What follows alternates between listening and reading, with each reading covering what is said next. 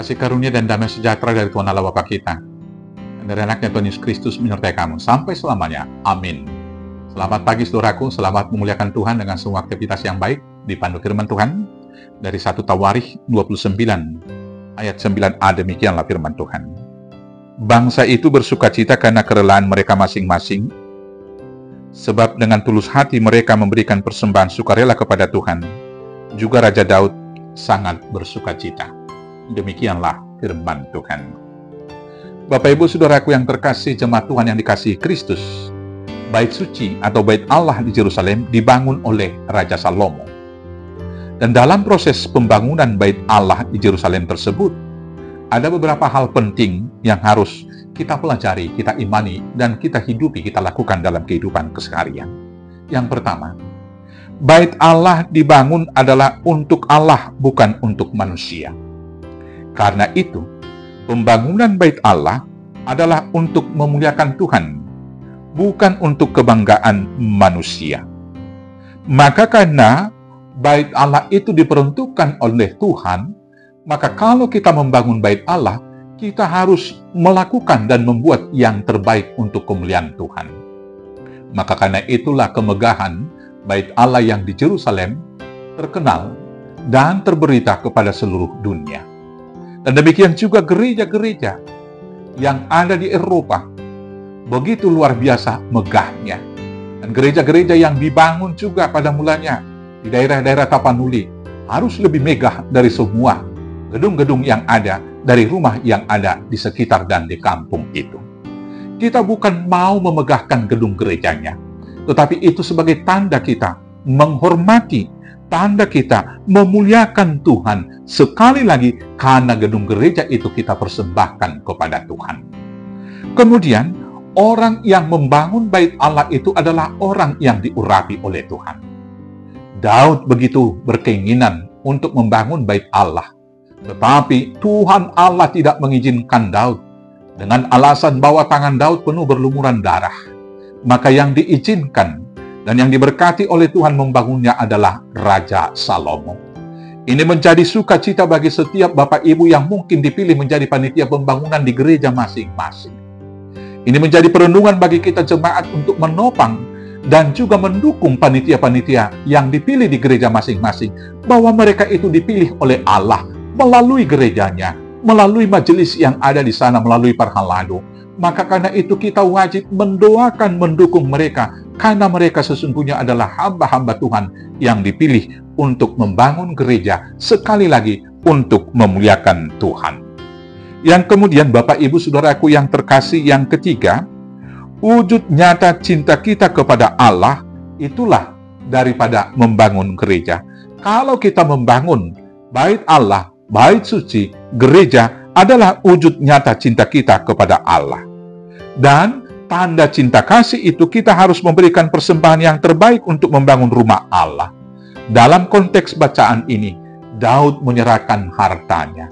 Emas dipersiapkan, demikian juga besi, tembaga, bahkan kayu. Dan itu diberikan sebagai tanda-tanda cinta kasihnya kepada Tuhan.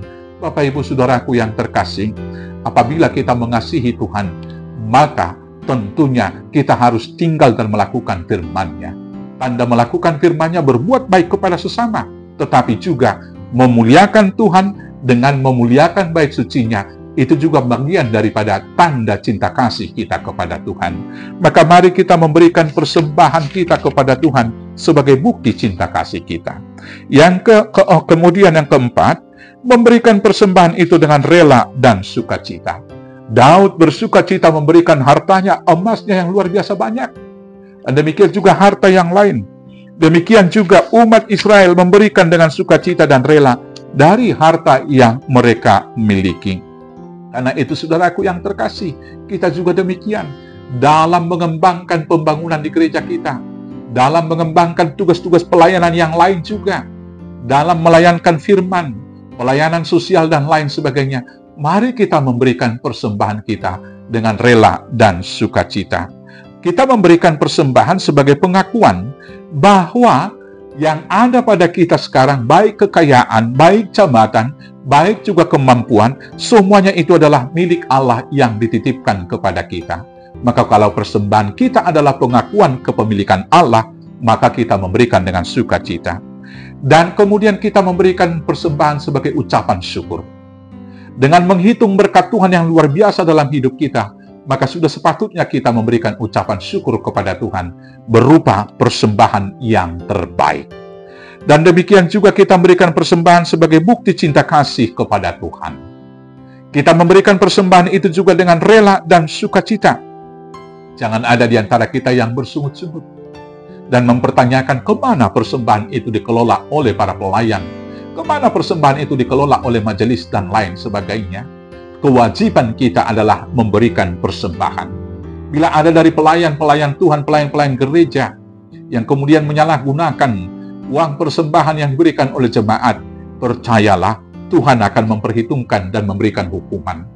Bukankah di dalam kisah Alkitab, semua anak-anak Tuhan, hamba-hamba Tuhan, anak-anak Imam Eli, Hofni dan Pinehas yang menyalahgunakan dan kemudian mengambil sebagian dari persembahan umat Israel, bukankah dia dihukum dengan begitu hina oleh Tuhan? Maka kewajiban kita adalah memberi persembahan, bukan mempertanyakan atau malah bersungut-sungut. Karena itu, mari kita bangun bait suci Allah, kita bangun gedungnya, kita bangun orangnya, kita bangun pelayanannya. Untuk menopang semua pelayanan itu, kita berikan persembahan yang terbaik dengan rela dan syukur dan penuh sukacita kepada Tuhan. Tuhan Yesus memberkati. Amin. Kita bersatu dalam doa. Terima kasih Bapa yang baik atas berkat melimpah yang Tuhan beri kepada kami. Mampukan kami untuk berbagi, memberikan milik-Mu kembali, persembahan untuk pelayanan gereja, persembahan untuk pembangunan bait-Mu, persembahan untuk pemberitaan firman-Mu. Kuatkan, mampukan kami melakukan itu hanya dengan pertolongan Yesus Kristus, Tuhan Juru Selamat kami yang hidup. Amin. Selamat beraktivitas. Tuhan Yesus memberkati. Horas, horas, horas.